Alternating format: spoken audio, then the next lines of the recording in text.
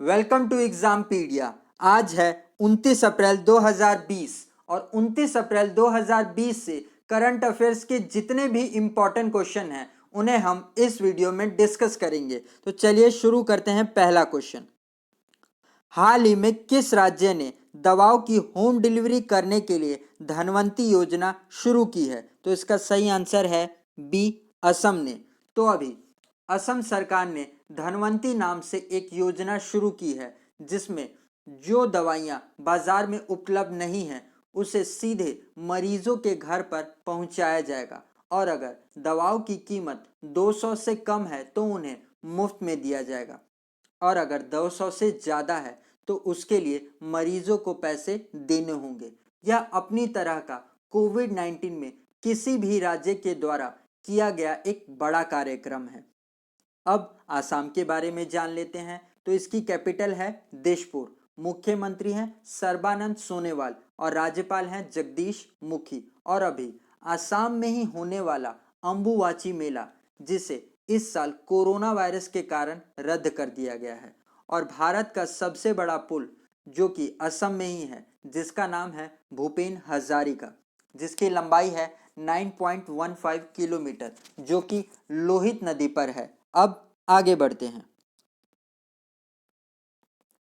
हाल ही में किस गैर बैंकिंग कंपनी को आरबीआई द्वारा प्रीपेड उपकरणों के लिए सब ब्रांडिंग व्यवस्था में प्रवेश करने की मंजूरी दी गई है? तो इसका सही आंसर है ए, ट्रांसकॉर्प इंटरनेशनल लिमिटेड।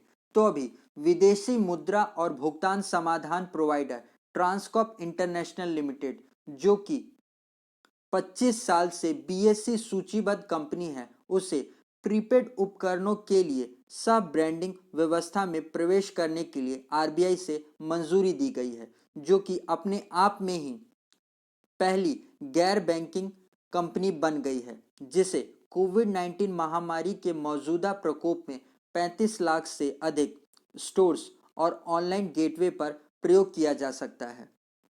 अब ट्रांसकॉर्प इंटरनेशनल लिमिटेड के बारे में जान लेते हैं। तो इसकी स्थापना 1994 में हुई थी, जो कि बॉम्बे स्टॉक एक्सचेंज के द्वारा 2300 करोड़ रुपए के टर्नओवर के साथ सूचीबद्ध है, जिसका हेडक्वार्टर जयपुर में है और इसकी सीईओ हैं अमिताभ घोष। और ट्रांसकॉर्प लिमिटेड अब पेटीएम, फोनपे और गूगल पे जैसे मोबाइल बैंकिंग शुरू कर सकता है। अब आगे बढ़ते हैं। हाल ही में किस राज्य सरकार ने महिला स्वयं सहायता समूह के लिए शून्य ब्याज ऋण योजना शुरू की है? तो इसका सही आंसर है ए, आंध्र प्रदेश ने। तो अभी आंध्र प्रदेश सरकार ने महिलाओं के सेल्फ हेल्प ग्रुप के लिए शून्य ब्याज ऋण योजना फिर से शुरू किया है, जिसमें 1400 करोड़ रुपए की राशि लगभग 8.78 लाख सेल्फ हेल्प ग्रुप्स के लिए, जिसमें लगभग 91 लाख लोग हैं, उन्हें शून्य ब्याज पर लोन दिया जाएगा, जिसमें प्रत्येक सेल्फ हेल्प ग्रुप्स को अपने ऋण पर ब्याज घटक की ओर से 20,000 से 40,000 तक की राशि दी जाएगी। आपको बता दें कि मौजूदा समय में इन सेल्फ हेल्प ग्रुप से 7 से 13% का ब्याज बैंकों द्वारा लिया जाता है। इस शून्य ब्याज योजना को पहली बार 2011 में पूर्व मुख्यमंत्री एन किरण रेड्डी द्वारा शुरू किया गया था। अब आंध्र प्रदेश के बारे में जान लेते हैं। तो इसकी कैपिटल है अमरावती, मुख्यमंत्री है जगन मोहन रेड्डी और राज्यपाल हैं विश्वभूषण हरिचंदन। अब आगे बढ़ते हैं। किस राज्य के शिक्षा मंत्री ने संपर्क बैठक मोबाइल एप्लीकेशन लॉन्च किया है? तो इसका आंसर है ए, हरियाणा के।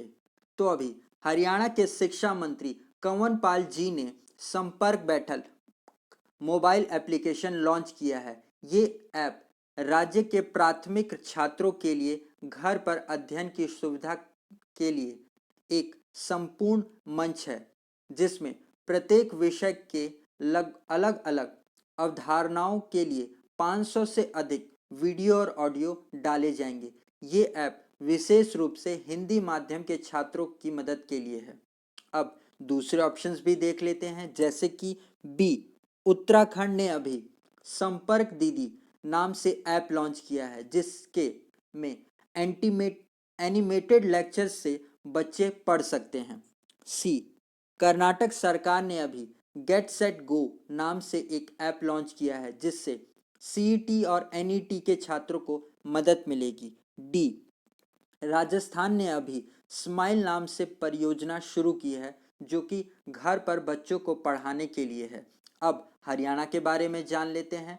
तो इसकी कैपिटल है चंडीगढ़, मुख्यमंत्री हैं मनोहर लाल खट्टर और राज्यपाल हैं सत्यदेव नारायण आर्य। और अभी हरियाणा सरकार ने 1 साल के लिए सरकारी भर्तियों पर रोक लगा दी है और ऐसा करने वाला पहला राज्य बन गया है हरियाणा। अब आगे बढ़ते हैं। हाल ही में किसको आर्थिक सहयोग और विकास संगठन OECD के लिए अमेरिका के अगले दूत के रूप में नियुक्त किया गया है? तो इनका नाम है मनीषा सिंह। तो अभी अमेरिका के राष्ट्रपति डोनाल्ड ट्रंप ने भारतीय अमेरिकी डिप्लोमेट मनीषा सिंह को आर्थिक सहयोग और विकास संगठन OECD के लिए अमेरिका की अगली दूत के रूप में नामित किया है। मनीषा सिंह, जो कि वर्तमान में विदेश विभाग में आर्थिक और व्यावसायिक मामलों की राज्य सचिव हैं। OECD, जो कि एक 36 देशों के साथ एक अन्य सरकारी आर्थिक संगठन है। अब दूसरे ऑप्शंस भी देख लेते हैं, जैसे कि बी, सीमा वर्मा, जिनको अभी अमेरिका के कोरोना वायरस टास्क फोर्स में शामिल किया गया है। सी, सुदर्शन बाबू, जिनको अभी अमेरिका के साइंस बोर्ड के सदस्य के रूप में नियुक्त किया गया है। डी, रो खन्ना, जिनको अभी व्हाइट बोर्ड के कोरोना वायरस सलाहकार परिषद के रूप में नियुक्त किया गया है। अब OECD के बारे में जान लेते हैं। तो इसकी स्थापना 1948 में हुई थी। इसका हेडक्वार्टर पेरिस, फ्रांस में है और इसके सेक्रेटरी जनरल हैं जोस एंजल ग्यूरिया। अब आगे बढ़ते हैं। हाल ही में किस राज्य ने कोविड-19 के लिए एक कैबिनेट समिति का गठन किया है? तो इसका आंसर है बी, वेस्ट बंगाल ने। तो अभी पश्चिम बंगाल सरकार ने कोविड-19 के लिए एक कैबिनेट समिति का गठन किया है, जिसे राज्य के वित्त मंत्री डॉक्टर अमित मिश्रा 4 सदस्यीय कैबिनेट समिति के प्रमुख होंगे। अब पश्चिम बंगाल के बारे में जान लेते हैं। तो इसकी कैपिटल है कोलकाता, मुख्यमंत्री हैं ममता बनर्जी और राज्यपाल हैं जगदीश धनखड़। और अभी पश्चिम बंगाल सरकार ने असंगठित क्षेत्र और MSMEs के लिए केंद्र सरकार से एक स्पेशल फाइनेंशियल पैकेज की भी मांग की थी और तत्काल प्रभाव से राज्य में जरूरी सेवाओं की होम डिलीवरी भी शुरू की है। अब आगे बढ़ते हैं। हाल ही में काम पर सुरक्षा और स्वास्थ्य के लिए विश्व दिवस कब मनाया गया? तो इसका सही आंसर है डी, 28 अप्रैल को। तो अभी 28 अप्रैल को काम पर सुरक्षा और स्वास्थ्य के लिए विश्व दिवस मनाया गया। यह दिवस कार्यस्थल पर दुर्घटनाओं और बीमारियों की रोकथाम पर जोर देने के लिए मनाया जाता है, जिसे पहली बार 2003 में अंतर्राष्ट्रीय लेबर संगठन द्वारा मनाया गया था, जिसकी इस बार की थीम है महामारी को रोके। तो अब इंटरनेशनल लेबर ऑर्गेनाइजेशन के बारे में जान लेते हैं। तो इसकी स्थापना 1919 में हुई थी। इसका हेडक्वार्टर जिनेवा, स्विट्जरलैंड में है और इसके अध्यक्ष हैं गाय राइडर। अब आगे बढ़ते हैं। हाल ही में किस देश ने ब्रिक्स राष्ट्रों के वीडियो सम्मेलन की मेजबानी की है? तो इसका सही आंसर है बी, रशिया ने। तो अभी 28 अप्रैल को रशिया ने ब्रिक्स देशों की वीडियो सम्मेलन की मेजबानी की थी, जिसमें भारत की तरफ से विदेश मंत्री एस जयशंकर ने हिस्सा लिया था। इस सम्मेलन में कोविड-19 महामारी से निपटने के लिए सहयोग पर चर्चा की जा रही गई है। अब ब्रिक्स देशों में कौन कौन से देश आते हैं? तो आते हैं ब्राजील, रूस, चाइना, इंडिया और साउथ अफ्रीका। अब रशिया के बारे में जान लेते हैं। तो इसकी कैपिटल है मॉस्को, करेंसी है रूसी रूबल और राष्ट्रपति हैं व्लादिमीर पुतिन। अब आगे बढ़ते हैं। हाल ही में किस मध्य दूरी के धावक को एथलेटिक्स अखंडता इकाई द्वारा प्रतिबंधित किया गया है? तो इनका नाम है बी झुमका खातून। तो अभी वर्ल्ड एथलेटिक्स के एथलेटिक्स इंटीग्रिटी यूनिट के द्वारा मध्य दूरी की धावक झुमा खातून पर 4 साल के लिए प्रतिबंध लगाया गया है। झुमा खातून जो कि एक स्टेरॉयड डिहाइड्रोक्लोरोमिथाइल टेस्ट्रोम के परीक्षण में पॉजिटिव पाई गई थी और अब इनके 29 जून 2018 से 21 नवंबर 2018 तक घोषित परिणाम रद्द किए जाएंगे जिनमें इनको मेडल मिले थे।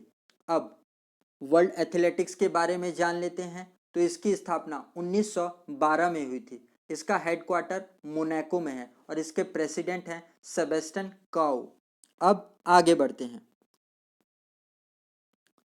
हाल ही में किस पूर्व नासा प्रशासक का निधन हो गया? तो इनका नाम था ए जेम्स एम बैग्स। तो अभी नासा के पूर्व एडमिनिस्ट्रेटर जेम्स एम बैग्स, जिन्होंने अंतरिक्ष यान कार्यक्रम के शुरुआती वर्षों के दौरान एजेंसी का नेतृत्व किया और इनके कार्यकाल के दौरान नासा ने 20 स्पेसक्राफ्ट मिशन को लॉन्च किया जिनका अभी निधन हो गया। अब दूसरे ऑप्शंस भी देख लेते हैं, जैसे कि बी विजय मिश्रा। ये एक उड़ीसा के प्रसिद्ध नाटककार और गीतकार थे जिनको केंद्रीय साहित्य अकेडमी अवार्ड से सम्मानित किया गया था, जिनका अभी निधन हो गया। अब सी जारीना हाशमी। ये एक सरल कम परंतु शक्तिशाली कार्यों के निर्माण के लिए जानी मानी कलाकार थी, जिनको 2007 में न्यूयॉर्क विश्वविद्यालय से रेसिडेंसी अवार्ड से सम्मानित किया गया था, जिनका अभी निधन हो गया। और अब गाइज, अगर ये वीडियो आपके अच्छी लग रही है और आपके आने वाले एग्ज़ाम में हेल्पफुल है तो प्लीज़ आप इसे लाइक और अपने फ्रेंड्स के साथ शेयर करके आप मेरी हेल्प कर सकते हैं। और अगर आप इस वीडियो को पहली बार देख रहे हैं तो प्लीज़ आप इसे सब्सक्राइब करना ना भूलें। आज के लिए इतना ही।